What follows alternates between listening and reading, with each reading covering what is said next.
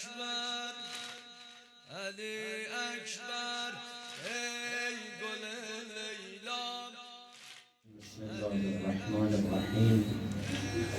یا ایها الذین آمنوا اتقوا الله و کونوا مع الصادقین و محمد و محمد صلوات اللهم صل على محمد و آل محمد. شخصیت علی اکبر علیه السلام رو بیشتر نسبتش میدن به پیغمبر گرامی اسلام از لحاظ خلق، خلق و منطق.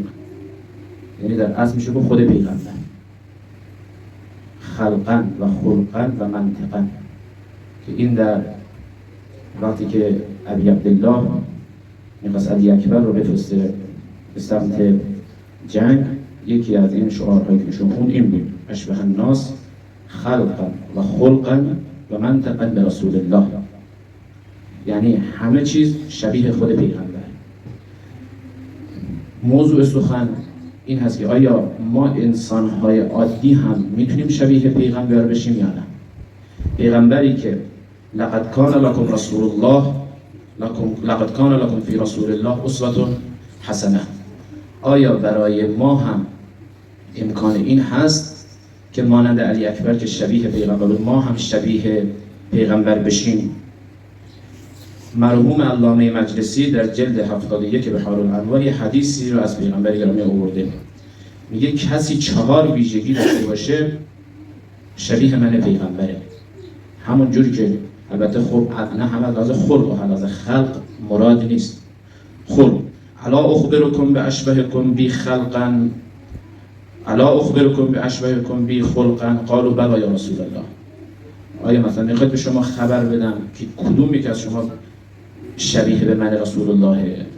وقتی این سوال پیغمبر میپرسه مردم میگن بله یا رسول الله. بگید که اولیش احسنکم خلقا، خوش اخلاق ترین شما شبیه من پیغمبره. خب این بحث خوش اخلاقی، رفتار خوب و صحبت کردن و اخلاق بحثش خیلی بحث طولانیه. خوش اخلاقی باید تعادل داشته باشه. شما هر جا میری بگن طرف خوش اخلاقه، تو خونه خوش اخلاقه، بیرون خوش اخلاقه، تو جامعه خوش اخلاقه، روی منبر هر برخوردی از شما میبینن باید صدق خود خوش اخلاقه رو روش بکنه. بعضی از افراد تو خونه خوش اخلاقه، بیرون بد اخلاقه. بعضی توی جامعه خوش اخلاقه، توی خونه بد اخلاقه، تندیان. بعد دیروز هم که این مبحث حسینی هم آقای فاضلی هم این رو عرض کردم، ما گفتیم بحث اخلاق، بحث خوش اخلاقی بحث دراز طولانی مدته و باید مباحثش هم بسیار زیاده. اما همین که احسنکم خلقا هر اخلاقی رو شامل میشه که اگر این صفت در اون شخص باشه شبیه پیامبر گرامی اسلام است و گفته خود پیغمبر. وقتی خداوند متعال حقیقت ایمان و کفر رو میگن آفرید، این دو از خداوند تقاضا کرده که این خدا 2 تا بال به ما بده برای قوی شدن ما: حقیقت ایمان و حقیقت کفر. خداوند رو کرد به این دو، گفت من به ایمان 2 بال میدهم و اون چیه؟ حسن الخلق و سخا. من به ایمان 2 بال میدهم و اون حسن الخلق و سخا، کسی که اخلاقش خوب باشه و سخاوت داشته باشه. و رو کرد به کفر، گفت سوء الخلق و البخل، کسی که بد اخلاق و بخیل هست. این 2 بال رو خداوند به یکیش ایمان و یکیش به کفر. به ایمان خوش اخلاقی و سخاوت رو داد، به کفر بد اخلاقی و بخیل بودن رو داد. میگن در زمان پیامبر شخصی رو آوردن اعدام بکنن. همین که می‌خواستن اعدام بکنن پیغمبر بود دست نگرفت. گفتن چرا یا ابن رسول الله؟ این شخص خوش اخلاقه، اخلاقش خوبه. وقتی که اخلاقش خوبه از طرف خدا وحی شد که این شخص رو اعدام نکنه. اومده این شخص گفت و دیگر من چیکار کردم؟ چرا این حکم من برداشته شد؟ حکم اعدام من اومده بود، کافر بوده ها، این شخص کافر بوده. کافر بوده، اما چون اخلاقش توی جامعه رفتارش خوب بوده رسول اومد که حکم اعدام را از این شخص برداشتن. بعد نه معجزه‌ای از پیغمبر دیده، نه پیغمبر برای اون کار، نه از پیغمبر پرسید یا رسول الله من برای چی این حکم اعدام از من برداشته شد؟ پیغمبر از به خاطر خوش اخلاقی، یعنی این شخص به خاطر خوش اخلاق بودن خودش حکم اعدام ازش برداشته شد و وقتی این رو فهمید میگن این شخص به رسول خدا ایمان هم آورد. خب پس اولین ویژگی که پیغمبر فرمود احسنکم خلقا، هر کسی که خوش اخلاق داره شبیه پیغمبره. یه صلوات بفرستید. اللهم صل علی محمد و آل محمد. سید الساجدین زیر العابدین، آیا این خوش اخلاقی گفتار نیک دارایی رو زیاد میکنه، مرگ انسان را به تأخیر میندازه؟ سید الساجدین زین العابدین میفرماد القول الحسن یسرع المال و یمنع الرزق و ینسی فی الاجل و یحبب الی الاهل. میگه امام سجاد علیه السلام گفتار نیک دارایی رو افزون میکند، روزی را فراوان میکند، مرگ انسان را به تأخیر میندازه، انسان رو هم محبوب خانوادهش میکنه. کسی که خوش اخلاق باشه. بد اخلاقی هم هست، فشار قبر داره، عمر انسان رو کم میکنه، روزی انسان رو هم کم میکنه، باعث تنفر در جامعه میشه. بد اخلاق رو مردم براش دعا نمیکنن، برای شخص بد اخلاق مردم دعا نمیکنن. و دومین موردی که پیغمبر فرمود اعظمکم حلما، هر کسی که صبور باشه، بردبار باشه، شبیه من پیغمبره، حلم داشته باشه، حلیم باشه، زود از کوره در نره، زود به هم نریزه، زود قاطی نکنه. یه فقیری اومد مسجد پیش پیغمبر، از پیغمبر تقاضای کمک کرد. پیغمبر من چیزی ندارم، فی الحال چیزی ندارم. میگه این فقیر شروع کرد به چیز گفتن به پیغمبر، خیلی میگه رد چیزی گفت به پیغمبر که این اطرافیان پیغمبر مثلا باید این شخص رو بزنن، اما پیغمبر گفت نه، بهش گفتن برد خونه، بهش غذا داد، بهش پول داد، همه حوایجش رو برآورده کرد و این طرفو برگرد. حلم با این که این همه بهش چیز گفتن، با این که این همه جلوی مردم روی پیغمبر رو تحقیر کرد، اما پیغمبر با اون برابر نکرد. بردباری حلم پیغمبر سلام علیه میگه اعظمکم حلما، هر کسی که صبور باشه شبیه من پیغمبر. روایت داریم که زنی که در مقابل بد اخلاقی شوهرش صبور باشه، زنی که در مقابل بد اخلاقی شوهرش بد اخلاق، این زن اگر در مقابل بد اخلاقی شوهر صبر کنه، این فشار قبر نداره. این زن یک فشار قبر نداره، دو با حضرت زهرا محشور میشه.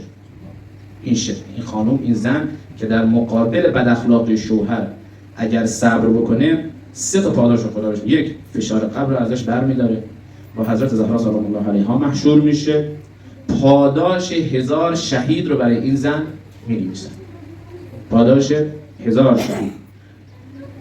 3 گروه زنان میگن اینا فشار قبر ندارن، 3 گروه از زنان فشار قبر ندارن. یک که خدمتتون گفتم، زنی که در برابر بد اخلاقی شوهر شکیبا باشه. 2 زنی که در برابر غیرت بیجای شوهر صبر میکنه، در برابر غیرت بیجا، خب بیجا نیست غیرتش، اما این زن در مقابل اینم صبر میکنه. 3 زنی که مهریه‌اش رو اگر به شوهرش ببخشه. این 3 گروه از زنان اینا فشار قبر ندارن، با حضرت زهرا سلام الله علیها محشور میشن و ثواب 1000 شهید را برای اینها می نویسن. یک صلوات بفرستید. اللهم صل علی محمد و آل محمد و عجل. و مورد سوم و ابرکم لقرابته، کسی که به خیشانش رسیدگی کنه شبیه من پیغمبره، کسی که به خیشانش رسیدگی بکنه. میگن حلیمه سعدیه یه دختری داشته به اسم شیما. حلیمه سعدیه خواهر رضایی پیامبره، خواهر رضایی پیغمبره. میگن گهگاه پیغمبر برای این خانوم برای اینقدر هدیه میگرفته میداد، گهگاه پیغمبر هدیه و این دختر می‌زدن. میگن یه وقتی هم پیغمبر برای جنگی رفته بودن، موقع برگشتن توی شهری توقف میکنن. توقف که میکنن پیغمبر به افراد میگه برید بازار برای خانواده‌تون خرید کنید. جلوتر از برای دختراتون خرید کنید. یه مردی که از سفر برمیگرده خوب نیست بدون صحبتی برگرده. این چقدر اهمیت میداده پیغمبر اون زمان به این مسائل. شب اگر میرسیدن به مدینه، میگن پیغمبر اجازه نمیداد دق الباب شه اونجا، اجازه نمیداد مردم برن خونه‌شون، میگفت هممون بریم مسجد بخوابیم صبح بریم پیش خانواده‌مون. شب نصف شب اجازه دق الباب پیغمبر نمیداد. اینقدر حوادث پیغمبر جمع بود. و مورد چهارم، اشدکم من نفسه انصافا، انسان نسبت به خودش انصاف داشته باشه. حدیث امام حسن است، احتمالاً اگر اشتباه نکنم، هر چرا برای خود میپسندی برای دیگران هم بپسند، هر چرا برای خود نمیپسندی برای دیگران هم نپسند. بحث انسان بحث خیلی طولانیه و بسیار هم مسائل توش هست که ما اگر از جایی پر هستیم نمی‌بود تو خانواده خالی کنیم، این رو انصاف داشته باشیم. اگر تو خونه با خانم دعوا شده، بیرون سر یک کسی دیگه اون رو خالی نکنیم. همیشه حد انصاف رو رعایت بکنیم. توی مدیریت طرف مدیره، طرف پایین کارگرش هم درک کنه. یه لحظه ببینه که اگر این کارگر، من به جای این کارگر بودم آیا منم هم برخورد داشتم؟ که منم راضی میشدم هم برخورد من داشته باشم. طرف رفته خواستگاری دختر میگه چون داداشش معتاده. خب معتاد بودن داداش چه ربطی به این دختر داره؟ پدرش 2 سال زندانه. خب زندان بودن این پدر چه ربطی به این دختر داره؟ انسان همیشه باید حد انصاف رو هم رعایت بکنه. این 4 مورد بود که اگر کسی این 4 مورد رو رعایت بکنه و داشته باشه شبیه پیامبر گرامی اسلام هستش. اما امروز روز علی اکبر، آیت الله نورشی و نجفی می‌فرمودن هر وقت به مشکلی برمی‌خوردن در خونه علی اکبر می‌رفتن. علی اکبر امام حسین قسم می‌دادند که این حوائجش رو، مخصوصا میگفت از مباحث علمی که من دیگه درمانده می‌شدم فقط در خونه علی اکبر می‌رفتم. علی اکبر به امام حسین قسم می‌دادن. روزه علی اکبر خیلی سخت آوردنش. روزه علی اکبر خیلی سخت. السلام علیک یا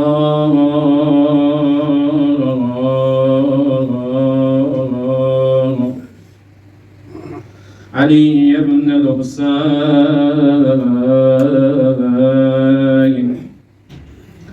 ایها الشهید بکربلا.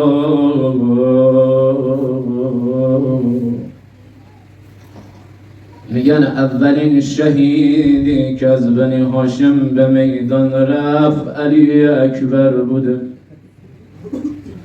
از امام صادق سوال شده یا ابن رسول الله، آقا جانم بهترین لذت ها چیه؟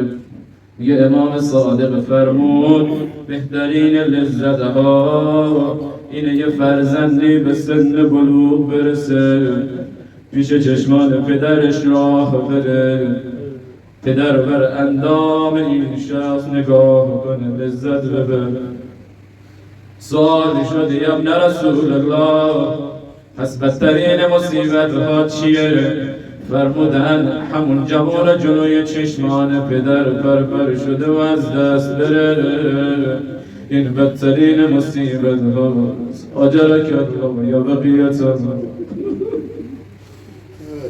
سخت است که پیش چشم بابا غلطیده به خون جوان بمیره،